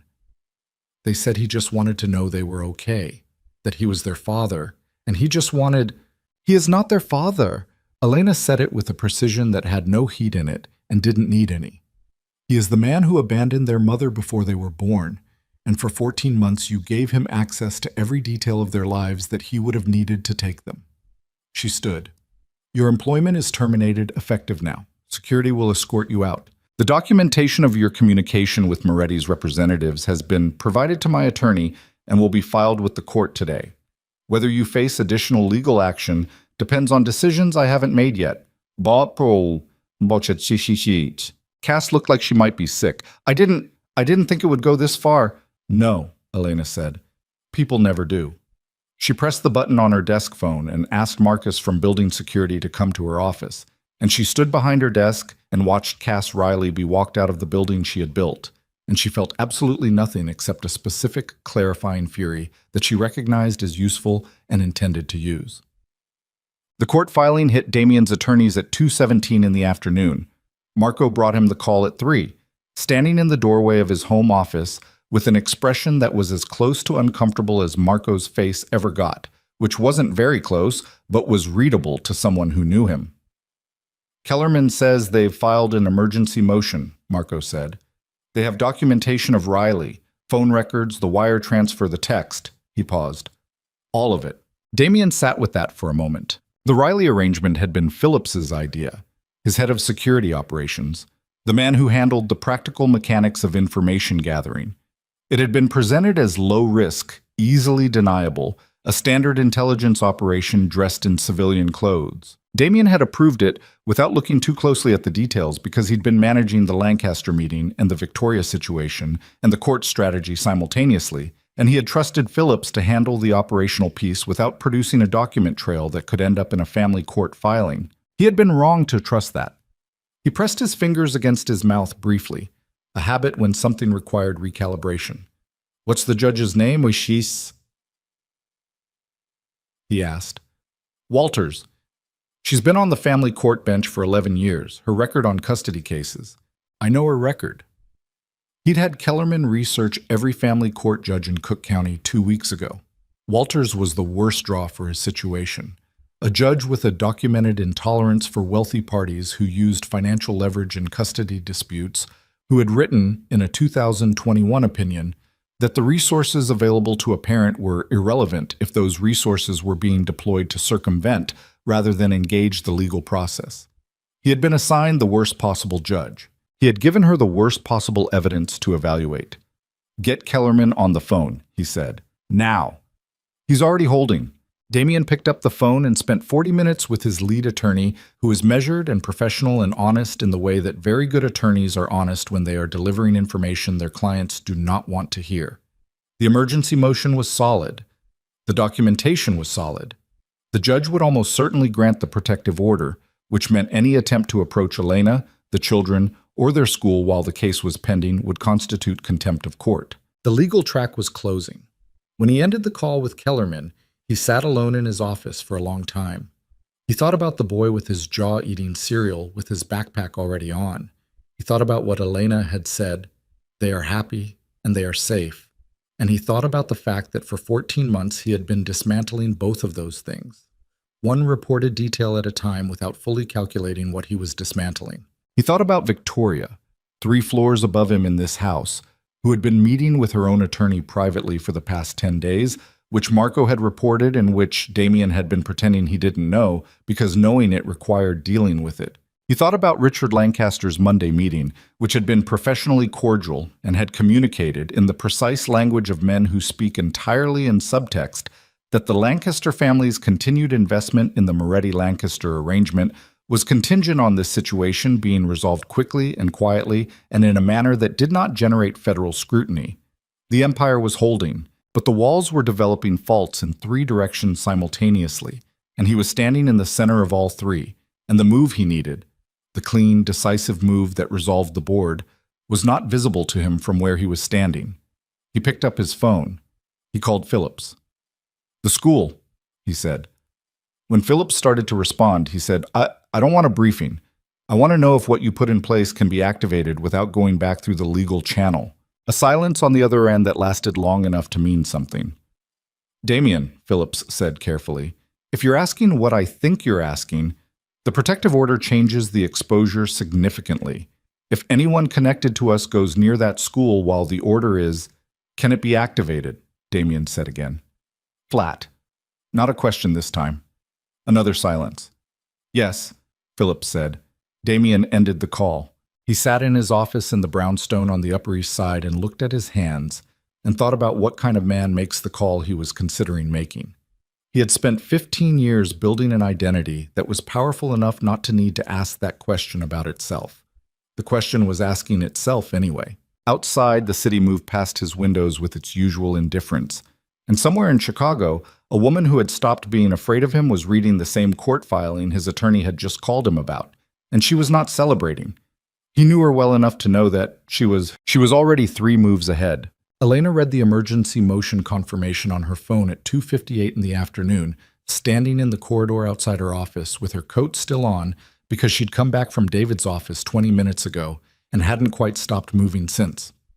The confirmation was dry legal language, formatted and time-stamped, and it told her that Judge Walters had granted the preliminary protective order effective immediately, that Moretti and any agents acting on his behalf were prohibited from approaching within 500 feet of the children's school or residence while the case was pending, and that a full hearing had been scheduled. She read it twice. Then she called the school. The principal's name was Dr. Anand, and he had been running Eastbrook Elementary for 9 years with the particular competent calm of a man who had seen every variety of family crisis that parents could generate. Elena had met with him once before, in the fall, about Lily's reading level. He listened now, without interrupting, while she explained the situation in the stripped-down version. Court order, custody dispute, a man with resources who had been watching the school, the order now in place but the situation still active. And when she finished, he said, "I'm going to need a copy of that order on file, and I'm going to need a description of the individuals your attorney identified. I'll have both to you within the hour." "Miss Thorne," his voice was measured, "your children are safe here. We take this seriously." "I know you do," she said. "I need you to take it more seriously than usual." She sent the documents from her phone before she'd taken her coat off. She called Gavin. She called her building's front desk and told them no visitors without her direct authorization, name by name, starting immediately. She picked up Ethan and Lily herself that afternoon, which she didn't always do. Some days it was Gavin, some days it was their regular after-school pickup arrangement with a woman named Dorothea, who had been with them for 4 years. But today, Elena was in the parking lot 40 minutes before the bell, engine off, watching the street in both directions. And when the doors opened and the kids came out, she was the first parent at the gate. Lily saw her face and said nothing. Ethan said, "You never pick us up on Thursdays," and Elena said, "I wanted to today." And Ethan looked at her with those dark, calculating eyes and chose to accept that answer, which told her that Gavin was right. They were reading the situation, they had been reading it, and the version she was protecting them from was probably less frightening than the one they were building from fragments. She drove home. She made dinner. She helped Lily with a history project about the Great Lakes and listened to Ethan read aloud from the book his class was working through.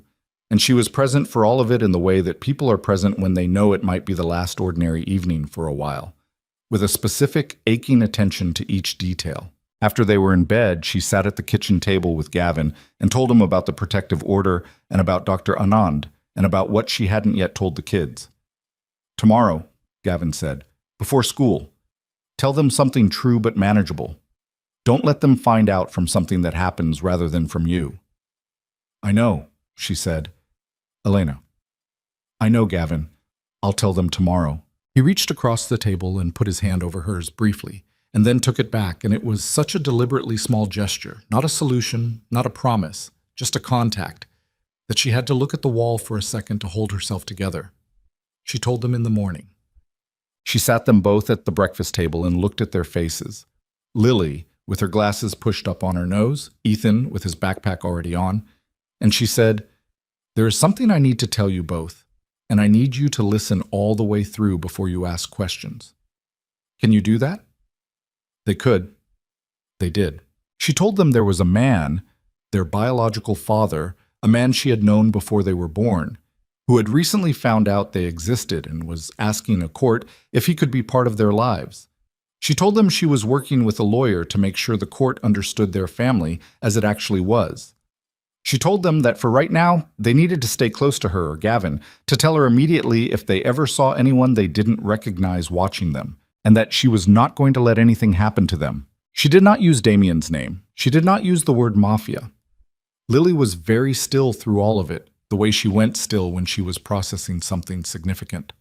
When Elena finished, she pushed her glasses up and said, "Is Gavin still our dad?" "Yes," Elena said. "Absolutely, yes." Lily nodded once with the decisive finality of someone who had identified the one piece of information that mattered and filed everything else as secondary. Ethan was different. He sat with it for a moment, his jaw set in a way that still, after 8 years, occasionally stopped Elena's breath. And then he said, "Why does he get to decide now? He wasn't here before." "He doesn't get to decide," Elena said. "A judge decides. And the judge is going to hear everything." "Everything?" "Everything." Ethan chewed on that. Then he said, "Okay," with the particular weight of a child who is choosing to trust an adult and knows he is making that choice. She drove them to school. She watched them go through the doors. She sat in the parking lot for 4 minutes and then drove to her office and did not let herself fall apart in the car because she was almost there. And there would be time for that later. There was always time for that later. And right now, she had work to do. The call came at 11:43 on a Friday. Elena was in a client meeting when her personal cell lit up with David's number. Not his office line, his direct cell, which he used only when something required immediate response. She excused herself and stepped into the hallway. "He's moving today," David said without preamble. "My contact at the court clerk's office just flagged an emergency motion filed by Kellerman this morning. They're claiming the protective order was improperly granted and requesting an emergency stay pending review. It's procedurally aggressive, and it'll probably fail, but it buys them a window." "A window for what?" "I don't know yet. But Damien Moretti doesn't file a motion that's going to fail just to file it. The motion is a distraction." His voice was tight. "Elena, where are the kids right now?" She was already moving down the hallway toward her office. "School. It's 11:45. Call Dr. Anand right now. Don't hang up with me. Use your other line." She grabbed her desk phone and dialed the school's direct line with her right hand while she kept her cell at her left ear. It rang 3 times.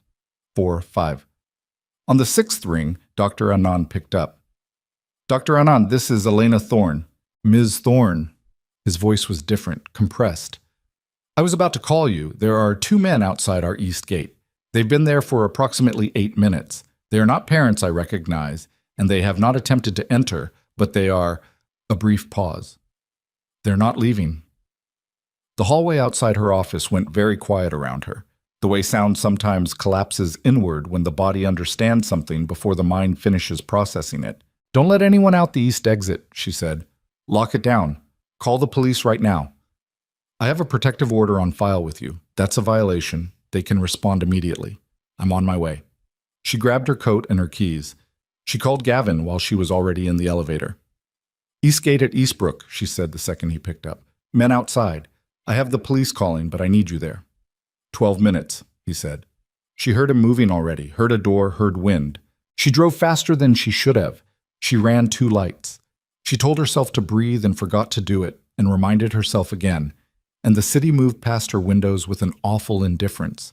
All these people going about their Friday morning not knowing that somewhere in the interior of her chest something had gone cold and mechanical, all instinct, all forward motion.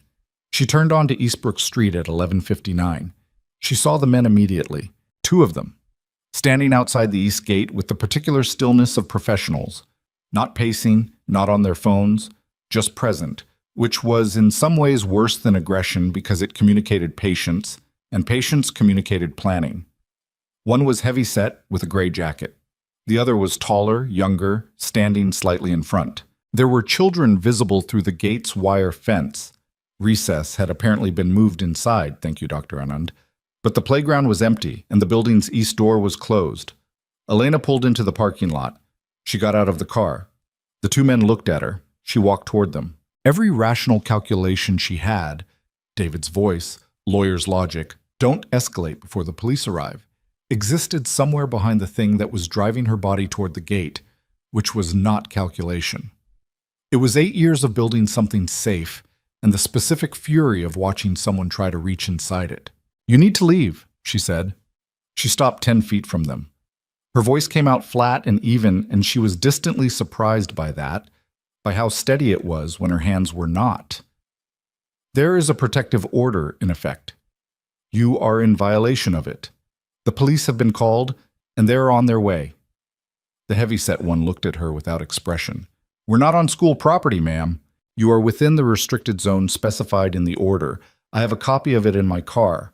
The boundary, we're on a public sidewalk. The order specifies 500 feet. Measure it.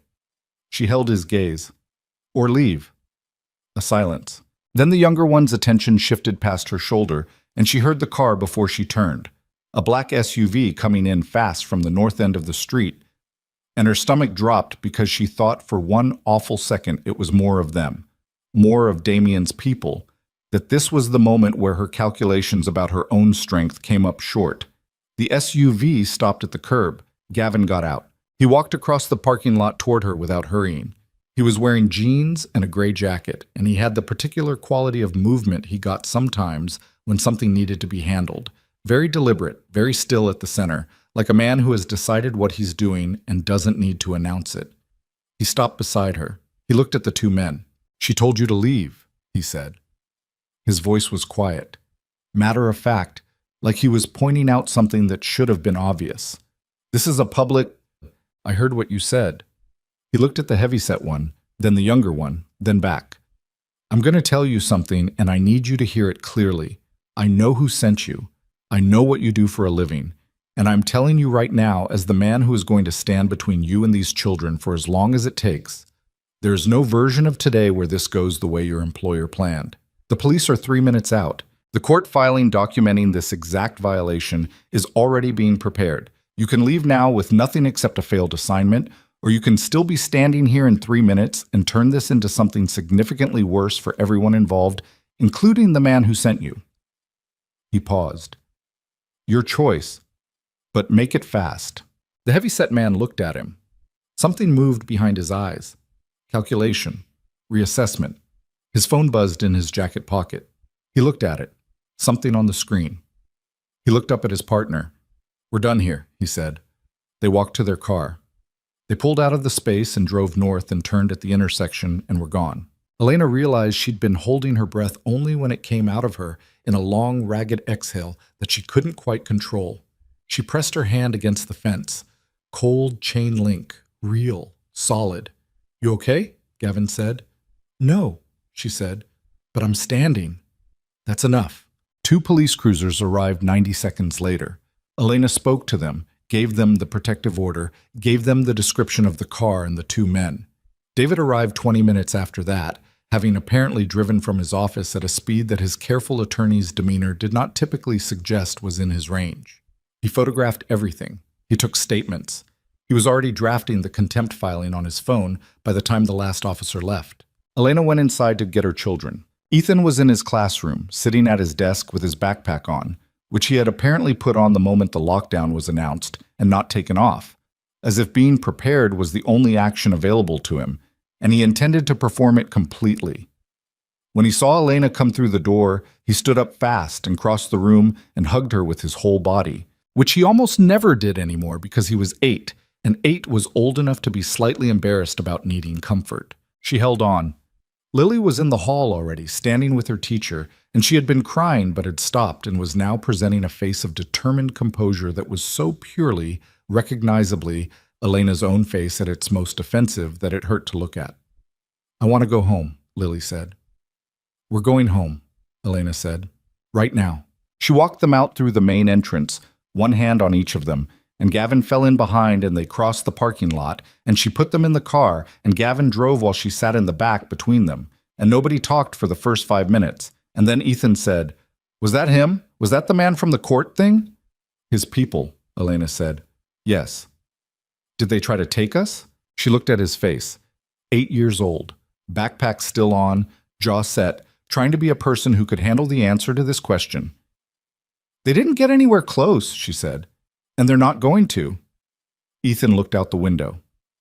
"Gavin made them leave." "Yes." "Good," he said, with a finality that closed that particular subject. Lily was quiet for another minute. Then she said, "Mom, what happens now?" Elena looked at the city moving past the car windows. Chicago doing its ordinary Friday afternoon things, people on sidewalks, storefronts, the flat gray lake visible between buildings. She thought about the contempt filing David was already preparing. She thought about the hearing date. She thought about the story this situation was telling. 8 years of absence, a legal petition, surveillance, a planted informant, men outside a school, and about how clearly, how devastatingly clearly, that story would read in front of Judge Walters. "Now we finish it," she said. "We go to court, and we tell the truth. All of it." Lily absorbed that, pushed her glasses up. "Will he be there?" Ethan asked. "The man?" "Yes." "Will we have to see him?" "I don't know yet." Another silence. "I don't want to see him," Ethan said. "Not with drama." Flatly, the way he said things he meant completely. "He's not my dad." Elena looked at her son. "No," she said. "He's not." Damien got Phillips's call at 12:22. "They pulled out," Phillips said. "The protective order filing, the police response. Moretti, the exposure was too high. I made the call." Damien was standing in his study. He had been standing since 11:58 when he'd gotten the first report that Elena was at the school, when the plan had already begun to come apart at the seams. "The filing," he said. "Kellerman's motion. What's the status?" "Judge Walters rejected the stay request 40 minutes ago. It's back in effect. Full contempt proceedings are likely given what happened at the school." Phillips paused. "Damien, we need to talk about what this looks like going into the hearing, because right now it looks—" "I know what it looks like." He ended the call. He called Kellerman. His lead attorney answered and delivered the situation in the measured, precise language of a man who had been paid very well to be honest, even when honesty was not what the client wanted. The contempt filing was coming. The documentation from the school was going to be entered into the record. The judge would have a pattern: court-ordered boundary violation, prior surveillance evidence, planted operative inside the mother's company, and that pattern, assembled and presented to Judge Walters, was going to constitute the single most damaging possible case file for a man claiming he simply wanted access to his children. "What's my realistic outcome at the hearing?" Damien asked. A pause. "Visitation rights are unlikely," Kellerman said carefully. "At minimum. Depending on how broadly the judge interprets the contempt exposure, there could be— what's the worst case? A finding that you represent a credible threat to the children's safety, which would result in a complete denial of parental rights, supervised contact at the court's discretion, and a permanent protective order." Another pause. "That's the worst case. I'm not saying it's the probable case. But it's on the table." Yes. Damien set down the phone. He walked to the window of his study and looked at the Upper East Side street below. Bare trees, a Saturday afternoon quality of movement, even though it was Friday, the world conducting its business with the usual indifference to the particulars of his situation. He thought about the boy in the backseat of a car with his backpack on saying, "He's not my dad."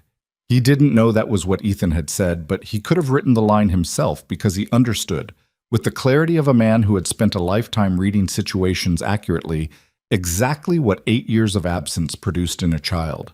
He thought about Elena standing outside the school gate. He thought about Gavin walking across a parking lot with that quality of deliberate stillness. He thought about Victoria upstairs, or not upstairs. She had been staying at her father's house 2 nights a week recently, which was a communication that did not require words.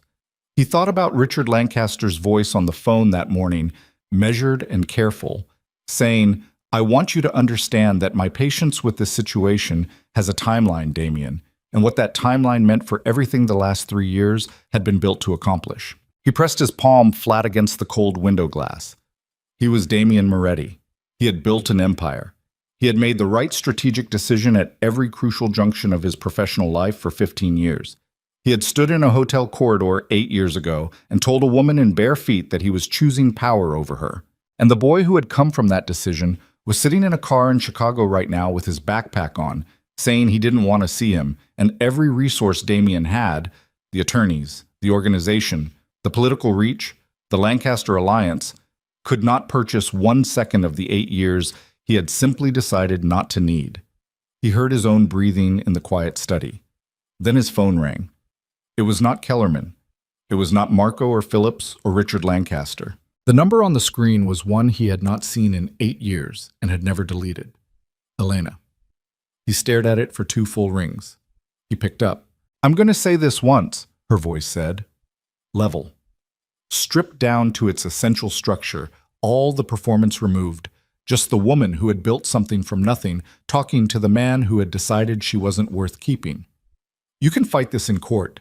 You can spend the next 2 years in litigation and contempt hearings, and you can put my children through every stage of that, and at the end of it, Judge Walters is going to give you exactly what your behavior has earned you." Or a pause. "Or you can come to Chicago. Not with lawyers, not with your people. Alone. And you can sit down across from me like a human being, and we can talk about what an actual resolution looks like. One that doesn't require a judge to destroy you publicly to protect my children." Another pause, shorter. "I'm not offering you what you came here for. I want to be clear about that, but I'm offering you something better than what you're going to get if this keeps going." Damien stood at the window with the phone against his ear and the city below him going about its Friday afternoon, and he felt, for the first time in 15 years of building an empire on the premise that there was always a move, the particular vertiginous sensation of a man who has run out of... He came alone. Elena had half expected him not to, had spent the 48 hours between the phone call and the agreed meeting constructing contingency plans for each version of Damien that might walk through the door, the Damien with attorneys, the Damien with Marco standing 20 feet back, the Damien who would interpret her offer as weakness and arrive with a counteroffensive already assembled. She had prepared for all of those. The man who walked into the coffee shop on West Randolph Street at 9 o'clock on a Monday morning was none of them. He was alone, no earpiece, no tail she could identify. And she had been watching the street for 20 minutes from the window seat before he arrived, because she was not careless and she was not sentimental, and this was still Damien Moretti regardless of what his voice had sounded like on the phone Friday evening. He wore a dark coat and he looked like he had not slept well, which was new. She had never seen him look like he had not slept well, not once in the 7 months she had known him 8 years ago. He had always had that quality of complete self-possession even at 3 in the morning, as though rest was something he accessed at will rather than something that sometimes failed him. It had apparently started failing him. He saw her through the window before he came in, stopped for just a moment on the sidewalk, looking at her through the glass, and she held his gaze without moving because she was not going to arrange her face into anything it didn't already feel. He came inside. He ordered a coffee at the counter and brought it to the table and sat down across from her, and they looked at each other across 30 inches of wooden table and 8 years of accumulated consequence. "You came alone," she said. "You asked me to." "I didn't think you would." He looked at his coffee. I'm trying to do something different from what I've been doing. A pause. What I've been doing isn't working. No, she said. It isn't. He looked up at her. Elena, what happened at the school? I don't need an apology for that. I'm not. He stopped, pressed his lips together briefly. I need you to know that wasn't. I didn't authorize anyone to approach the children. The men were there for information. Del Vecchio's brief was observation only. What happened Friday was Phillips making a call I didn't sanction, and I... Damien, her voice was quiet. It doesn't matter whether you sanctioned that specific action. You built the structure that produced it. You hired Phillips. You told him to put people near my children's school. Whatever specific instruction you gave, the outcome was two men standing outside my son's school while he sat at his desk with his backpack on because the lockdown alarm went off. She held his gaze. That's what your choices produced. Whether you meant it to go that far doesn't change what it felt like from inside that building. He was quiet for a moment. He looked at the table. I know, he said. It was such a simple thing to say, and he said it without qualification, without the instinct to manage it into something more defensible. And it was the first time in this entire situation that she had heard him say something that contained no architecture. She picked up her own coffee. Held it. Here's what I'm offering, she said. One time, after this, everything goes through attorneys, and I don't sit across from you again until a courtroom requires it. She set the cup down. You withdraw the petition. You instruct Kellerman to file a voluntary dismissal this week. In exchange, I don't pursue the contempt charges. David has enough to make your next 6 months genuinely difficult, and I will use every piece of it if you make me. You also issue a written statement to the court acknowledging that you had no contact with the children during their lives and that the current family structure is stable and in their best interest. You sign it. It goes in the record. He looked at her steadily while she said it. His face did not move through the things she'd expected. The calculation, the counteroffer, the instinct to find the angle. He just listened. And the children? He asked. When she started to respond, he said, I'm not asking for access. I'm asking, are they all right? After Friday. She studied him for a moment. Ethan was scared, she said.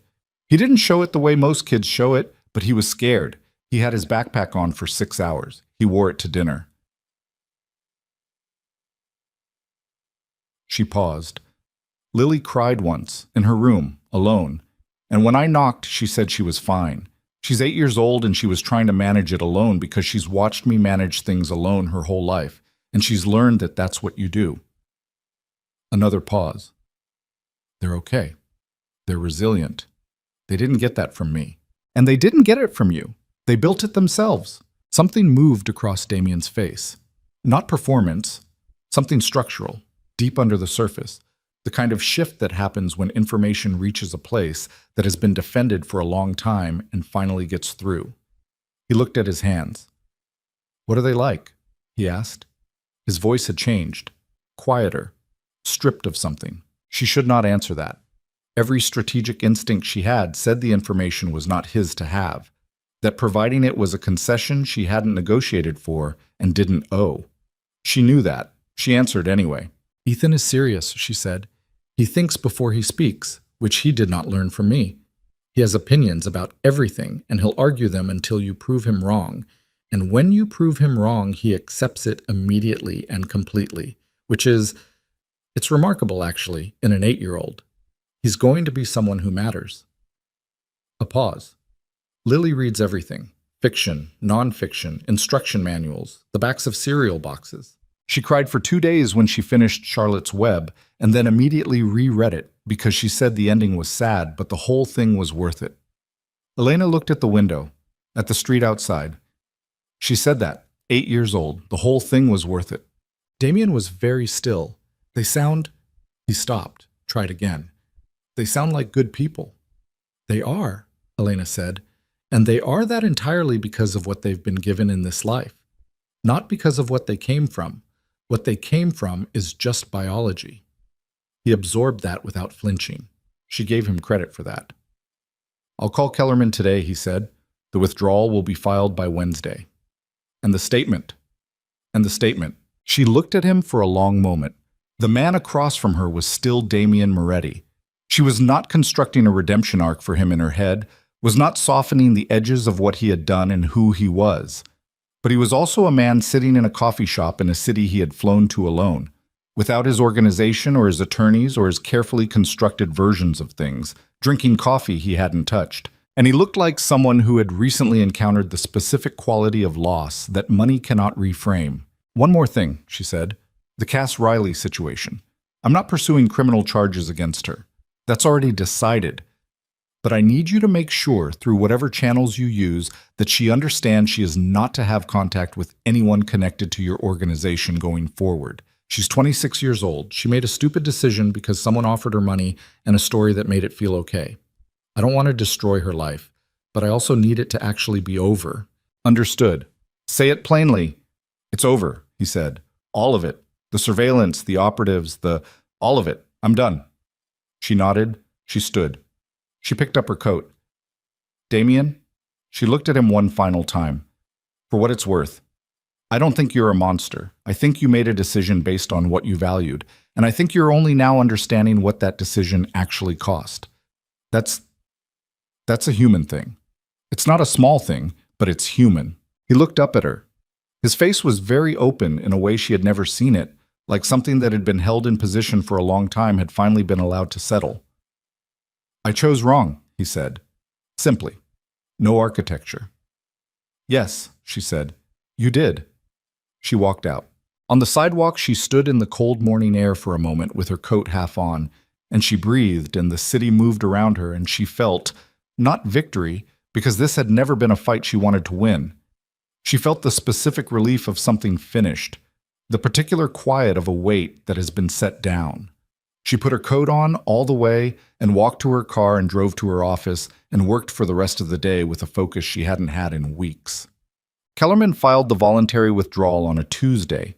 David called her when it hit the system, and his voice had the quality of a man who had been prepared for a much longer war and was quietly, professionally relieved not to be fighting it. "It's clean," he said. "No conditions, no contingencies. The statement will be filed separately by end of week per the agreement. Elena, this is a good outcome." "I know," she said. "How are you?" She considered the question honestly, which was something she'd been trying to do more of recently. "I'm okay," she said. "I'm actually okay." That evening, she made dinner with the twins, pasta, which Ethan insisted on helping with, and which resulted in a flour situation that required wiping down 3 surfaces.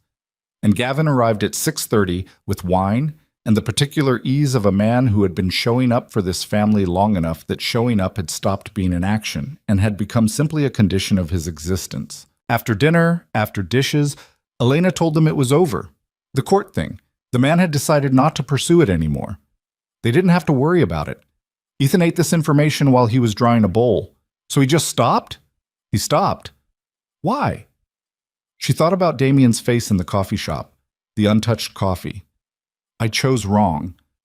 Because he understood that what he was doing wasn't right, she said, and he decided to do the right thing instead.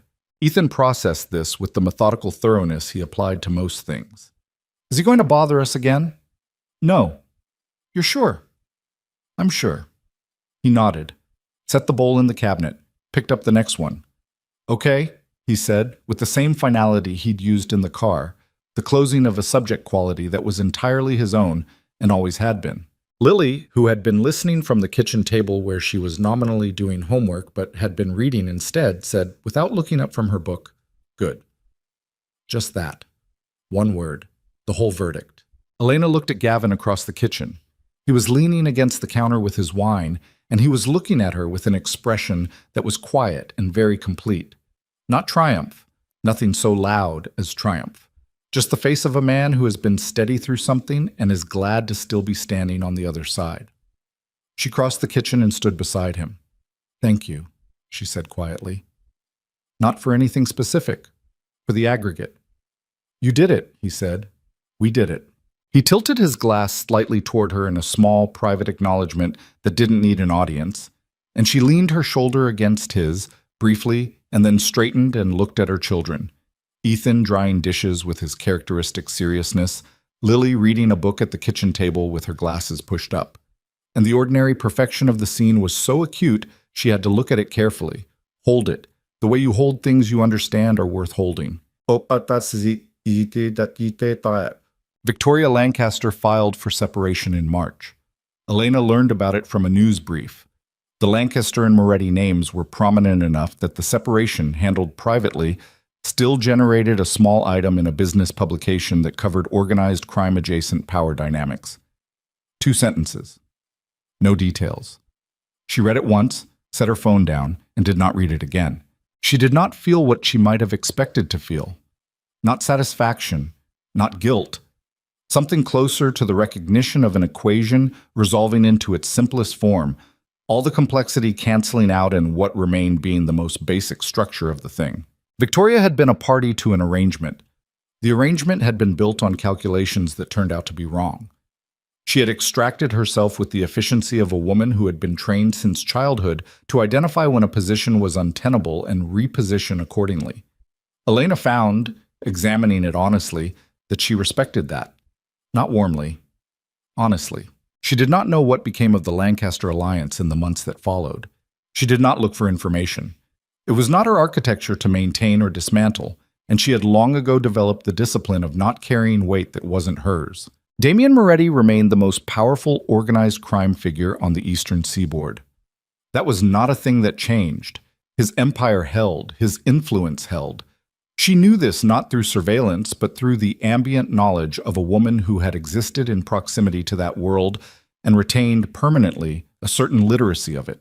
He did not contact her. He did not contact the children. The statement was filed as promised. The withdrawal was clean, and whatever he did with the understanding he'd arrived at in a Chicago coffee shop, he did with it privately. She thought about him occasionally. Not often. In the way you think about a place you lived once that shaped something fundamental about you. Not with longing, not with bitterness, but with the neutral acknowledgement of formative geography. She had loved him in the 7 months they'd had. She didn't pretend otherwise.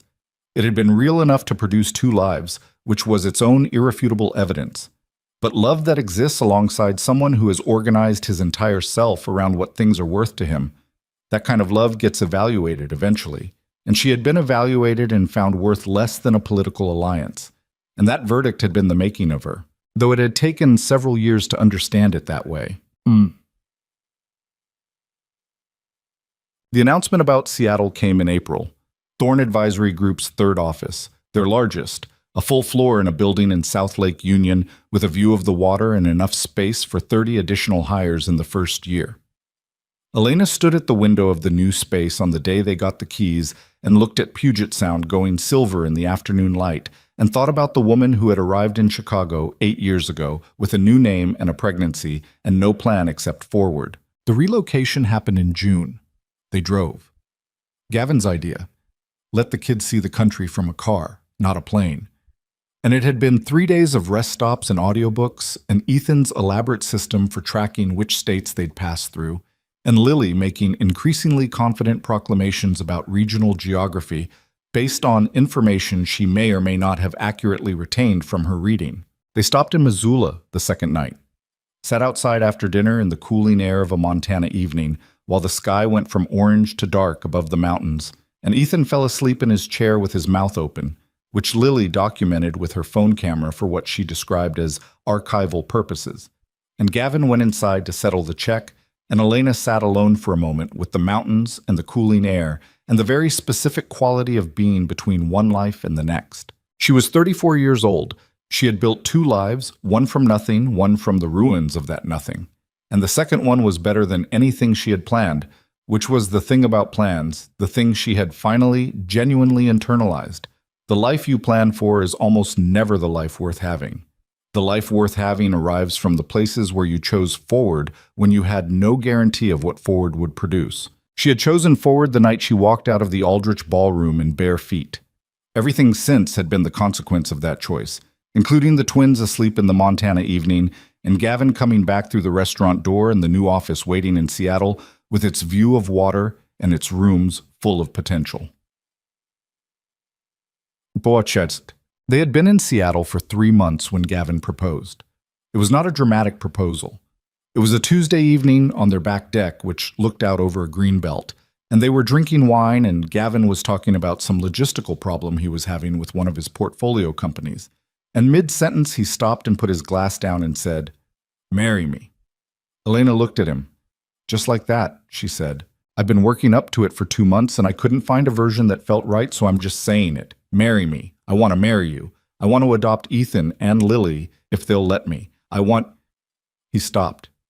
He was not a man who lost his words often. "I want to be chosen. By you. Officially. If that's something you want." She looked at his face in the deck light.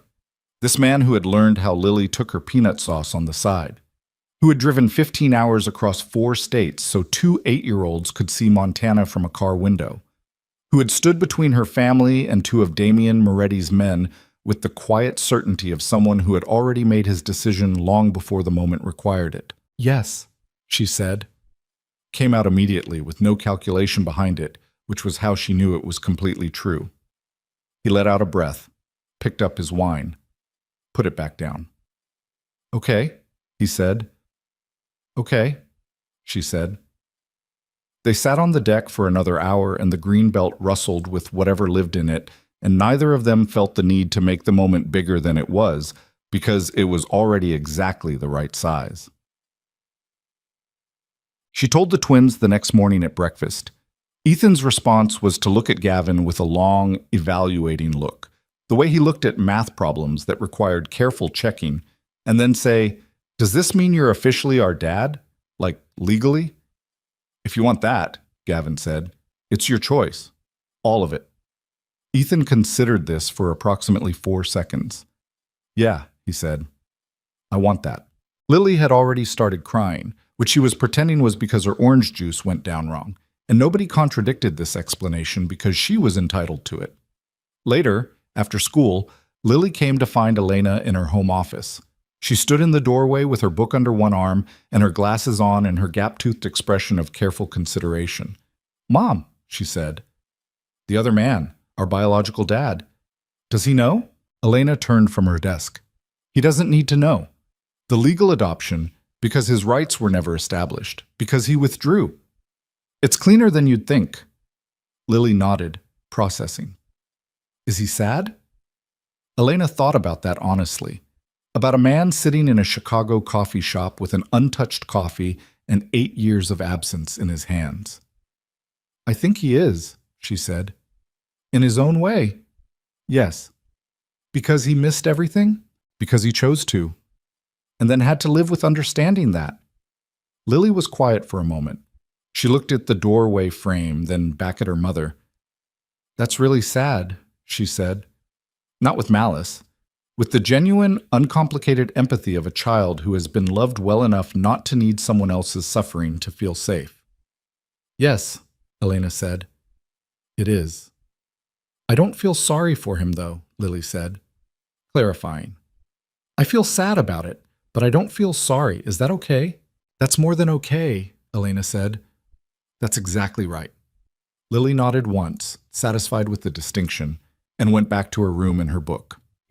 The adoption was finalized on a Thursday in November, in a courthouse room that was smaller than Elena had expected, with a judge who had the relaxed warmth of someone who spent most of her professional life presiding over things going wrong and considered it a genuine pleasure when something went right. Ethan wore a tie that he had selected himself and was very serious about. Lily had her glasses on and her good dress and her book in her bag for the waiting. Gavin wore a jacket that Elena had not seen before and which fit him well and which he had clearly bought specifically for this, a detail she filed in the category of things she would not forget. The judge asked the twins separately and formally whether this was what they wanted. She asked them in the manner of someone who actually needed to know, not as procedure. Ethan said yes with the complete definitiveness of someone who had already decided this a long time ago and was glad to finally be making it official. Lily said yes and then, unprompted, said, "He's been our dad for a while anyway. This is just the paperwork." The judge smiled at that, made a note, said something about the law occasionally having the good sense to catch up with reality. The paperwork was signed. They went to lunch at a restaurant on the water. Ethan ordered the most expensive thing on the menu, and looked at Gavin while he did it with the specific mischief of a child testing his new official status. Gavin ordered the same thing without comment, and the two of them ate enormous plates of seafood pasta with an air of serious satisfaction. Lily read her book during the parts of lunch that didn't interest her, and engaged completely during the parts that did, which was precisely how she had always moved through the world and would always move through the world, on her own terms, at her own pace, interested in exactly the things that actually interested her. Elena sat at the end of the table and drank her wine and watched her family and did not try to hold the moment still, because she had learned, slowly and at significant cost, that the moments worth having don't need to be held. They settle into you. They become the material you're made of. You carry them without effort because they have already become structural. She thought about the Aldrich ballroom, the corridor, the heels in her hand. She thought about arriving in Chicago with nothing except a name she'd chosen herself and a future that was entirely, terrifyingly unmapped. She thought about 43 employees in a Seattle office with a view of water and a man who had proposed on a Tuesday because he couldn't find the right version and had finally just said the thing plainly, which was actually the right version. She thought about Ethan wearing a backpack to breakfast and Lily deciding the whole thing was worth it. Back then, standing in that corridor with her heels in her hand, listening to her name being erased in the ballroom behind her, it had felt like the end of something. The specific grief of being evaluated and found insufficient. The weight of a door closing on a future she had briefly, dangerously, let herself believe in. She understood now what she had been too hurt to understand then. It was not a door closing. It was the removal of something that had been blocking the light. Everything that was real, everything that was hers, everything that mattered, was on the other side of that corridor. Not behind her. Ahead. Waiting in a city she hadn't yet moved to, in children she hadn't yet met, in a man who would one day stand in a parking lot with the deliberate stillness of someone who has already decided what he's fighting for. Damian Moretti had chosen power. She had chosen to survive the moment power dismissed her. And survival, it turned out, had led here. To this table. To this water. To this family, assembled around seafood pasta on a Thursday in November, with a tie and a book and a proposal delivered plainly because the right version was always the true one. The water outside the restaurant windows went silver and then darker as the afternoon moved into evening, and the city of Seattle went about its ordinary business around them, indifferent and alive. And Elena Thorne, who had once stood in bare feet in a hotel corridor, choosing between breaking and not breaking, and had chosen not, set down her wine glass and watched her children laugh at something Gavin had said, something she'd missed, and she did not ask them to repeat it. She just let it be what it was. Enough. More than enough. Everything.